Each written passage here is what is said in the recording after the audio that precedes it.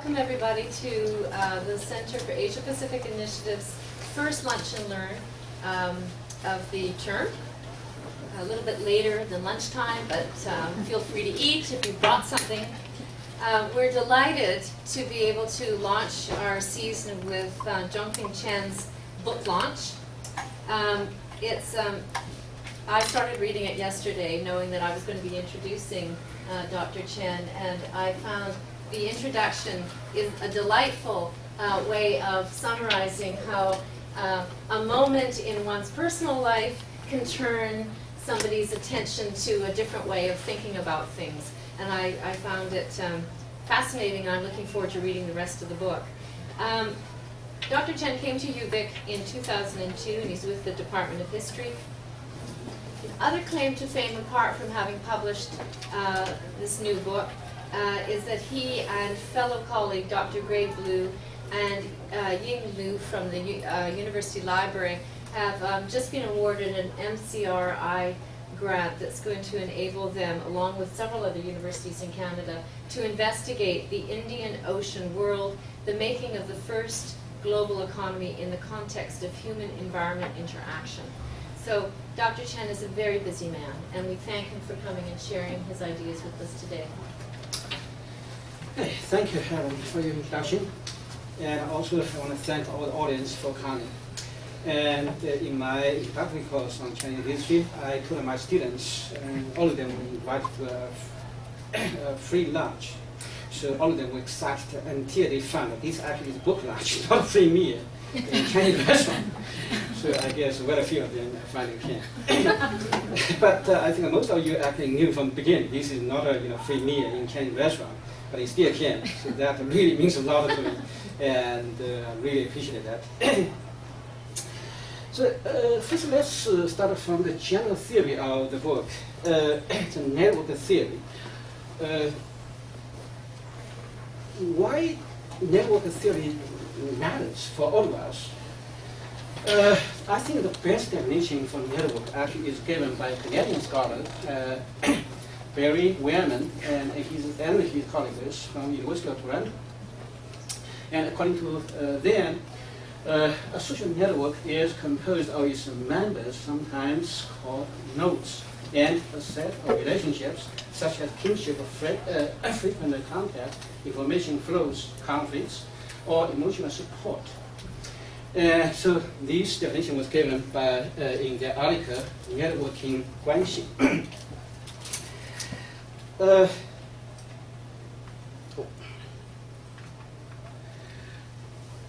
So usually scholars believe network analysis is useful because it could supplement the standard scientific research on individual attributes and behaviors, as well as organizational structure and functions. But actually, I believe we can go further. We can actually apply network theory to everything. And for example, in our daily life, like power. Power is actually a relationship. It's a boundary relationship of one person over another person, or one group over another group, one country over another country. You cannot have power over yourself. And like wealth. Wealth actually is exchanging relationship. And even you owe tons of gold or silver, Canadian dollars, if you do not engage in exchange relationship, for the service or goods from others, your gold, your silver, your Canadian dollars are useless. You cannot eat it. You cannot wait. And also, like individual identity, we usually assume this is individual stuff. But actually, identity also means self or social identity of a person with something else. Either with the person's family or culture, country, it's a relationship. It's not really individual. So, like in my case, and you call me Zhongping Chen, and you link my surname with my family. So that's a relationship. And my given name makes no sense in English at all. No student can remember my names. But it makes perfect sense in Chinese. It means loyalty and peace, great value in Chinese culture. This is a relationship, isn't it? So that's the reason I believe networks actually are universal phenomena in China and in the Western society. And so that even networks actually are important even in the most individual society and the most democratic politics of the United States. So that is the reason we have not only senior President Bush, but also junior President Bush. And we have not only President Clinton, but also State Secretary Clinton. So these are just frequent networks based on the two families. So even in Victoria, I read from a report of our local newspaper, it says 75% of employees in Victoria got their jobs through social networks. So somebody knew the future boss. So yeah, for the students, I suggest you should buy one book and learn the secret of networks. So you have at least a 75% chance to find a job in the future. But conventional network analysis has its both strength and weakness. And usually networks means analysis of relational density or closeness, connectivity or betweenness, centrality. And this approach usually focuses on interpersonal relations, such like a guanxi in the Chinese side, as we knew. And but it does not pay so much attention to institutional links usually. And also, I found it is good at describing relationship, but it actually cannot explain relational changes. And especially, it cannot explain where the dynamics of relation change come from. So that's the reason I developed my own version of network theory. I believe the strength and significance of networks lie in their ability to expand through both interpersonal and institutional ties, to bring increasingly different people and organizations into reactions, to produce interactive dynamics for social and historical changes. So that's what the title of my book actually means. Modern China experienced the network revolution. That's meaning modern China led the unprecedented level of relational institutionalization, expansion, diversification, and reaction from 1902 when Chen's commerce first developed. So you probably wonder why the history of Chen's commerce matters. Well, in 1,000 years of Chinese history, Chen's commerce actually was the oldest state legalized organization, and they first developed the nationwide networks and overseas networks, including one in Victoria from 1907. Before Chen's commerce, there were also lineages, guilds, secret societies. But first, they did not have legal guarantee from the government. Officials, emperors could sponsor them today, but they could destroy them tomorrow.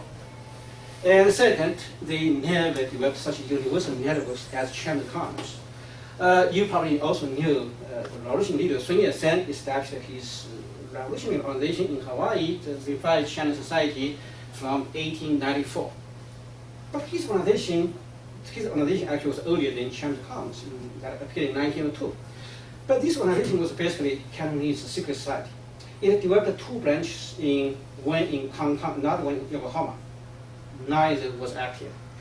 And so that's why Sun Yat-sen later re-established the Revolution Alliance in Tokyo in 1905. And second, Kang Yi-wei also established the Chinese Empire Reform Association in Victoria in 1899.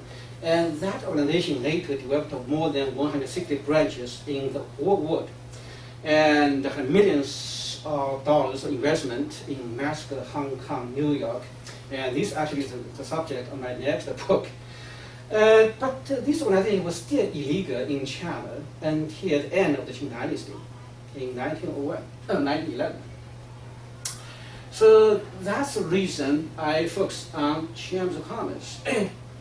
So basically, my research focuses the Low Yangtze region, including Jiangsu province. Jiangsu province in the late Qing period also included the largest city of China, Shanghai. Shanghai originally was a city of Jiangsu province, and Zhejiang province, south to Jiangsu. This is the Yangtze River, major river in southern China. So finally, we come to the question: what what matters in the history of the Chamber of Commerce. So that is a major issue in my book. So as I said, my book mainly focuses on the Chamber of Commerce in the Low-Yangtze region, including Shanghai, Jiangsu, and Zhejiang provinces. But also it discusses the nationwide, even overseas connections and influence. Regarding the origins of Chamber of Commerce, and previous studies like Wien Low claim the Chamber of Commerce mainly originated from gears confederations, and they gradually confederated with each other and formed the citywide Chamber of Commerce. And Mary Rankin, she's another famous China historian, and she claimed that the Chamber of Commerce originated from the elite social mobilization during and after the Taiping Rebellion. So basically that started from 1850s. William Chen, a scholar in California, and he claimed Chamber of Commerce mainly resulted from state expansion into the business community.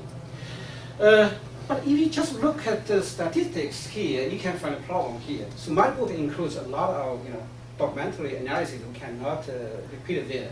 But just look at this statistical analysis, you can find that each of these interpretations has a problem.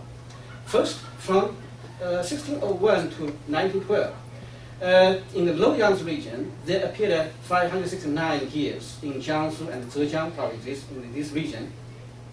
But they never produced a single Chamber of Commerce until 1902, when the government began to promote Chamber of Commerce. So you cannot say the gears automatically were confederate into a Chamber of Commerce. And second claim, the Chamber of Commerce resulted from the elite social mobilization, but this social mobilization started from 1850s.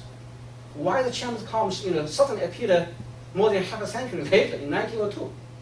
So this actually has the same problem, this interpretation has the same problem as the first one. And right now it seems obvious the state expansion to the business was the most important factor. But actually still you cannot explain that, the origin of the Chamber of Commerce. Just look at the statistic data here. From 1902 to 1912, there appeared 210 Chambers of Commerce in Jiangsu and Zhejiang provinces, basically in the Low-Yangtze region. In whole China, there appeared more than 1,000 Chambers of Commerce, together with dozens overseas Chambers of Commerce. And be careful about the Chambers of Commerce in Low-Yangtze region. Among the 210 Chambers of Commerce, 104 of them, or almost half of them, were actually located in market towns. What's the problem with the third interpretation? Because in imperial China, in later Qing China, the lowest government actually was at the county level. They never reached the township level. So how can you use the third interpretation explain development Chambers of Commerce below the lowest government? So this is obviously we cannot use either of the three interpretations explain the origin of the Chamber of Commerce.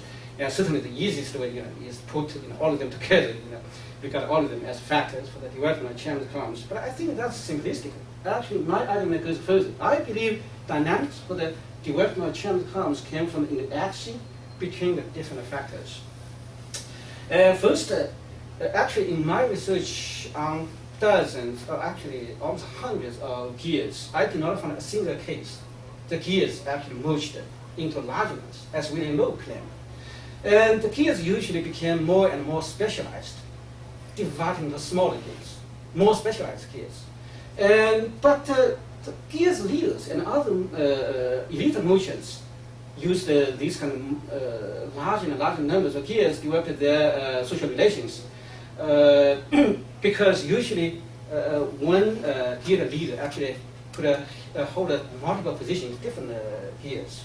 So that's mean the gears leader actually served as links among different associations. They actually use the gears to develop their social relations. By the way, the super elite merchants were different from merchants we usually imagine. Usually they were not only rich but also powerful. And they easily receive the degrees from imperial examinations. So that means some of them actually passed the civil examination, either at the county level or provincial level, never became official, or they actually purchased the academic degrees from the government, or some of them actually were former officials. They retired, so they became the gentry merchants, and also many of them actually could purchase official titles. So at that time, if you spend money, you can actually buy official titles. Certainly, you have to spend a lot of money to become official, but still, with official title, you could be powerful, influential at the local level. So it was these kind of elite leaders, like guild leaders, and they made early reactions to the Western Chinese commerce in treaty ports like Shanghai. And basically, they tried to follow the Western example of forming similar Chinese organizations. But still, the formation of Chinese commerce was more complicated, and it involved the interaction between elites and officials. So finally, they formed the general, affiliate, and branch Chinese commerce. These interactions do not involve only collaboration, also contention between the two sides. For example, original government plan actually was to form only two general Chinese commerce, one in Jiangsu province, another one in Zhejiang province. Each province, there should be one general Chinese commerce. But the elites in Low-Yang region actually forced the government to recognize 6 general Chinese commerce. And also, the original plan was to form only one affiliated chamber of commerce in each county. But later, they actually formed a larger number of the affiliated chamber of commerce. And also, originally, there was no official plan for branch chamber of commerce.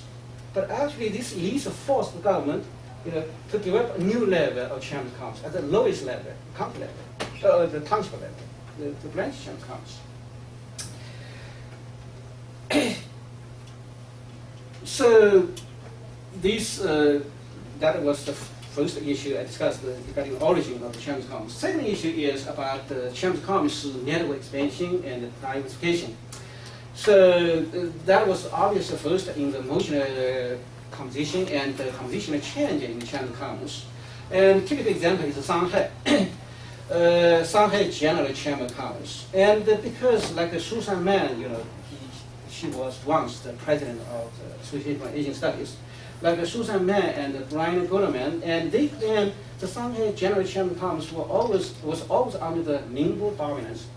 Ningbo people was formed the richest and are also one of the most powerful emotional groups in Shanghai in modern time. So they claimed the Shanghai General Chamber actually was always under Ningbo dominance.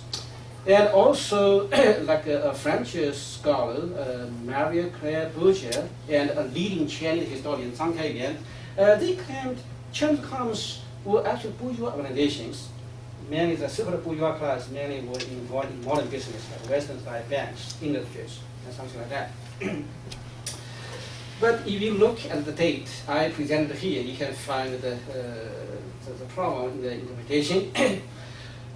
First, in terms of personnel composition, obviously these Chinese commerce were predominantly elite merchant organization, like the Shanghai General Chamber of Commerce. It had about only 124 elite merchant members in a city. That city, Shanghai in modern time, had about 1 million people. Just remember, the General Chamber included only about 100 members, actual members. Certainly, many members were actually guild leaders, so they could include the regular merchants in guilds.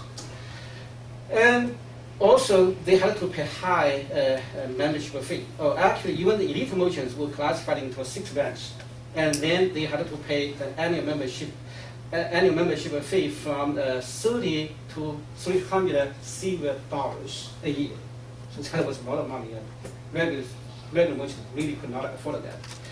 And so, also the guilds, the regular members of guilds could join the association, but they could only be the nominal associate members. The group associate members did not have actual power in this organization.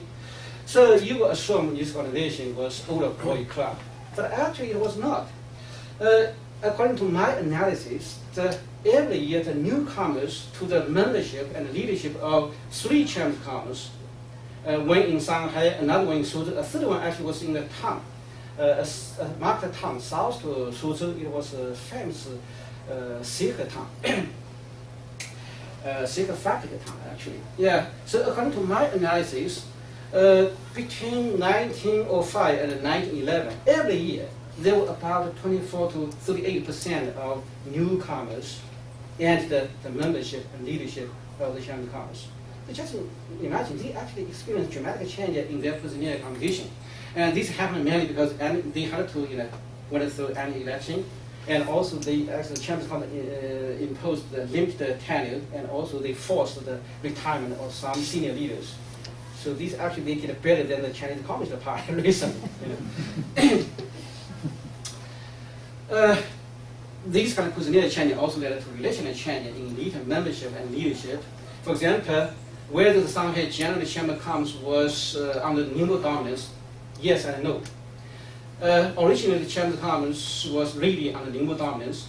52% of the directors actually came from Ningbo, but this percentage decreased to 14%. Actually, if you read my book, this decrease is year by year, gradually decreased, not suddenly decreased in 1911. And also whether this Chamber of Commerce bourgeois organization, according to my analysis on Shanghai, this should be most modernized, most bourgeois organization. But actually, if you look at the backgrounds, business backgrounds of its members and leaders, 44% of its members were in modern business or super bourgeoisie. And 48% of directors belong to this group. So that's meaning less than half of them could be defined as bourgeoisie. But just remember, that was Shanghai. Most Chinese commerce were not in Shanghai, larger cities. And if you look at most Chinese commerce, I gave the data here. These are just available data. In 22 affiliate Chinese commerce, only less than 1% of them were in modern business or so-called bourgeoisie.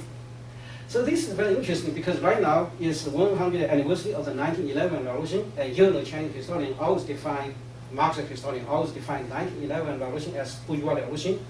The reason is that to justify communist revolution, because according to Marxist logic, you have to have a bourgeois revolution, and then you have communist revolution or proletarian revolution. But according to my analysis, this is almost like ridiculous, definition. And you cannot find bourgeois even in the most bourgeois organization here. And also, these Chinese commerce experienced network expansion into other associations. And other associations like education association, agriculture associations, most militias actually basically follow the same constitutions and the same organizational structure of Chinese commerce. So they developed late from 1905. And also, the Chinese commerce actually became linked to these different organizations. And you probably assume, how the merchants became, because many Chinese leaders also became leaders of education association and agriculture associations. You probably wonder how the merchants, lead education association. The reason is many elite merchants actually got degrees from civil examination, or they were former officials. They actually were highly educated, not only merchants. So the final issue in my book is about the network activism and influence of Chinese commerce. And in the previous studies, like starting from Philip Kuhn, the professor at Harvard University, and Joseph Eschinger, another big name in Chinese studies, now ranking third one. And according to them, in later in China, elites, especially local elites, became more and more diversified, and also became more and more divided at different levels. Another issue here is, like Joseph Eschinger further argues, that local elites engaged in class clashes with the masses in the later Qing reform, mainly because the reforms increased the tax surcharge on the regular people. And so basically they try to use this kind of interpretation to explain why the 1911 revolution happened. So from China to the West, basically there are 4 different interpretations. Like sometimes they claim the 1911 revolution happened mainly because the bourgeois class pursued their class interests that came into clash with the Qing dynasty. So we knew that it was wrong interpretation. And second, just as we claimed, the Chinese commerce and other elite organizations during the 1911 revolution mainly because the clash of their radical reformism with the Qing dynasty. And they believe the Qing dynasty was engaged in the forcible reform. And so, like Mary Rankin recently argues, the 1911 revolution happened mainly because the elites developed the popular sphere and the popular fear came into clash with the Qing government. And also another scholar, Zhu, he actually a student of Zhongping, and he recently applied the civil society theory to these Chinese communists. He claimed Chinese communists clashed with Qing dynasty and the 1911 revolution because they pursued autonomy of civil society in the theory, where I think. Well, I developed the different arguments in the last section of my book. First, I actually argue that Chinese communists and other new social associations actually helped integrate elite motions and other elites from the local to provincial to national level. Because Chinese communists actually formed different level networks, like the branch Chinese communists at the lowest level, affiliated Chinese communists in small cities, general Chinese communists in larger cities like Shanghai, and also national Chinese communists at the national level. So they actually, my book actually includes detailed documentary analysis about some specific leaders, how they actually started from as local elites, but actually they entered the national politics at the highest level of the big arena. And also, I argue the Chinese communists did represent the elite interests clashed with the masses at the local level, but as their network expanded to the higher level of the society, they actually could represent public interest, including the interest of the masses at the higher level, especially in their clash with the state and foreign powers. So, especially in the nationalist movement, they could incorporate both elites and the masses into the movement. So, a typical example was the Suzhou-Hangzhou-Ningbo railway movement in 1907. And the Chinese communists basically led the construction of the provincial railways, mainly because they tried to prevent the British building railways in the two provinces, and tried to, they refused to let the British control their railways in these two provinces. But anyway, I do not argue Chinese communists always clashed with the foreign powers. And many scholars actually forget Chinese communists also collaborated with foreign capital in some cases. A typical case was their attitude toward the United States. And you probably knew the Shanghai General Chinese communists led the global Chinese boycott against the United States in 1905, mainly because American exclusion of Chinese immigrants. So, they actually mobilized not only the Chinese in China, but also the overseas Chinese in different continents, in Australia, Canada certainly, and except Europe, and all of them actually joined this boycott. So this actually was led by a general Chinese communists in Shanghai, remember. But the same general Chinese communists and other Chinese communists in the Yangtze region actually led the effort to form joint ventures with American Chinese communists in 1910. What was their purpose? The purpose actually was not only just to make money from international business. They actually stated clearly, they tried to develop the citizens' diplomacy. They believed that actually was more effective than the official, the government diplomacy between Qing government and the United States. So I mean, the patterns of interaction actually was more complicated than usually we assume. And also, Chinese communists engaged in multi-form interaction with the Qing state, because either popular sphere theory or civil society theory always assume Chinese communists and other social organizations would end a clash with the government, always in confrontation, in contention with the government. But according to my research, the interaction pattern was more complicated. And for example, Chinese communists collaborated, also clashed with the Qing government in the constitutional reform that started from 1908. And they helped the government form local councils. Actually, they had elections of local councils and provincial assemblies. So don't assume China never tried democracy. The Chinese actually tried democracy at least from 1908. They had election, local election, provincial election of their representatives. But they also clashed with the government. For example, they joined the 3 national petitions for a parliament. They really want parliament at that time, and but the government refused to accept their petition, so that led to their clashes. And another interesting case was they actually helped organize the Nanyang Expo that was in Nanjing in 1910.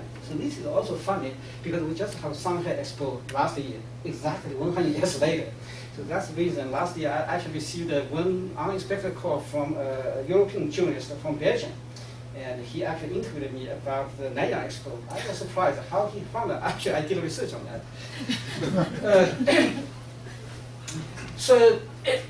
And even in the 1911 revolution, and you can find Chinese Communists had a multiform reactions with the anti-Qing revolutionaries and the insurgent Qing officials. For example, in Shanghai, they had the revolutionaries in the Shanghai uprising.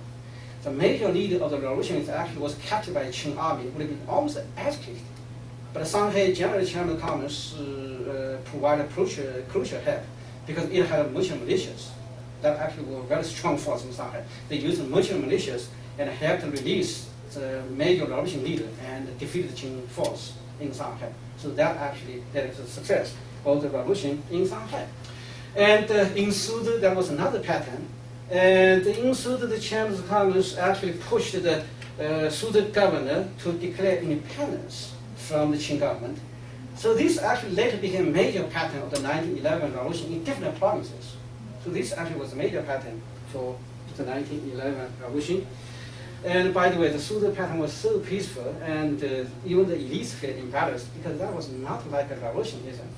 So that's why they destroyed some tires. They actually smashed some tires on the roof of the governor to show that revolution was violent. So even my book mainly covers the period until 1911, but still last chapter covers the general history of Chinese Communists with the government after 1911. And we can find Chinese Communists first supported Sun Yat-sen, but also later they split with Sun Yat-sen's revolution government that started from January 1st, 1912.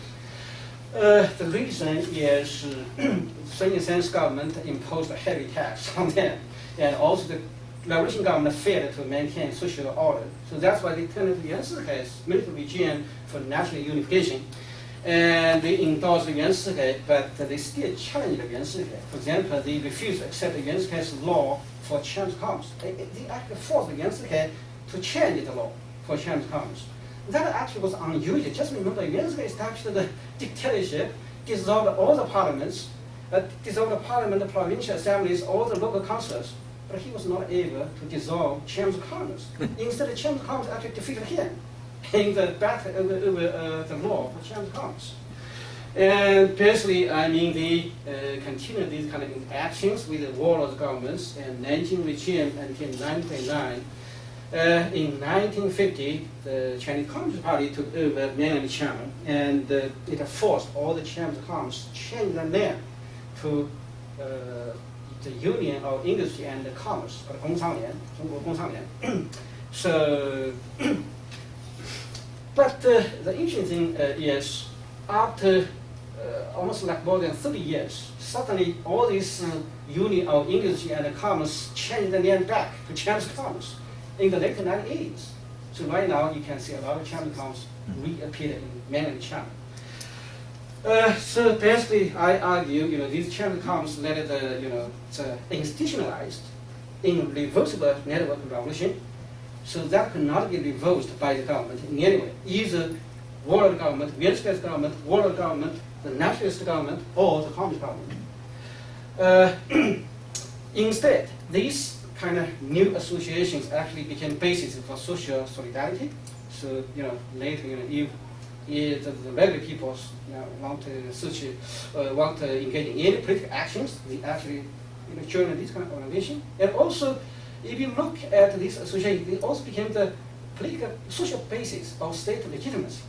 Almost all this government, Yuan Shihai's government, national government, communist government, all of them actually sought the legitimacy from these associations. And you probably did not realize it because you assume the communist government, the communist party got the power from their military success over the national party. But actually, the communist party established the People's Republic of China in 1949. Just remember, there was no election. The government had to claim its legitimacy. Where did the legitimacy come from?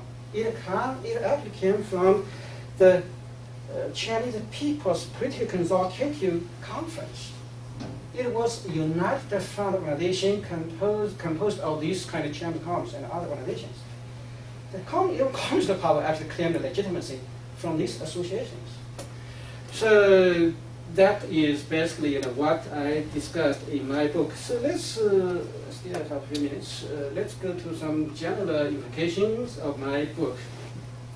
I mean, my network approach actually could help improve the local elite studies or class analysis. For example, we actually can use network analysis to expand our analysis of local elites beyond the local level, to see how the local elites actually expanded their networks, and the higher level of politics. And also, we can use network analysis to expand our study of specific class. We always assume one class could only represent its own interest, but like the elite motions in the Chinese communists, after they expanded the networks beyond the limitation of their local society, local class, they could represent public interest. So that's the reason scholars developed the idea of public sphere and civil society. And we can also use the theory to improve the network, improve the study of public sphere. This is a very popular theory in social sciences and the humanities, and it came from German scholar Jürgen Habermas. But Jürgen Habermas basically claims Western democracy died, mainly because of the decrease of public sphere. But actually, my argument probably could be pointed to a more promising future of public sphere. First, I believe the original public sphere model is too idealistic, not realistic model for theoretical analysis, for historical analysis, because it assumes there is clear separation between public sphere and private sphere, and between the public sphere and the state. I don't think that is true in social reality, especially in the Chinese society.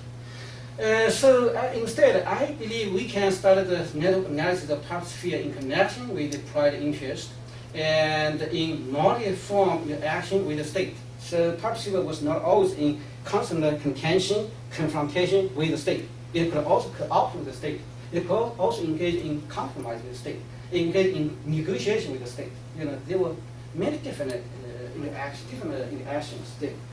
And we also can use the network analysis to improve our study of civil society. And usually scholars define civil society mainly because social organization with autonomy from the state. So that's why when Chinese, not a Chinese scholar anymore, might not be anyway, he might not be an American scholar, Xiaoqun, and he published a book by Cambridge University, and he claimed he mainly deplored the fate of Chinese civil society. He believed they never achieved a complete autonomy. I believe this is a totally wrong argument. I don't think any Chinese communists or other associations sought complete autonomy. So that's meaning you divorce from the government, you separate yourself from the government. Instead, the Chinese communists and other associations actually were looking for political influence on the government. So that's why I developed the theory, network theory. I believe the Chinese communists and other organizations actually pursued a structural autonomy. So that's meaning they engaged in more intensive action with the state. But at the same time, they influenced state policy. They became less dependent on the state. As I said, Chinese communists actually became the social base of state legitimacy. And we even can go further, and we can use network analysis to redefine democracy. What is the major difference between democracy and dictatorship?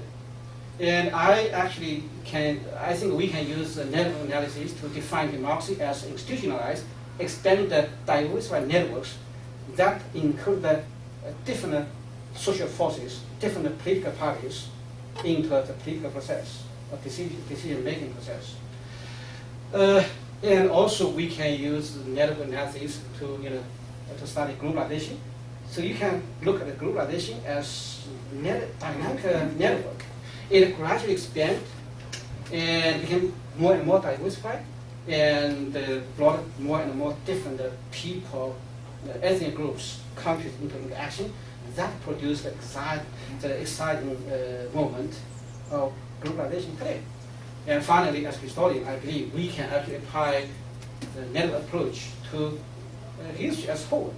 You can look at history as a dynamic network.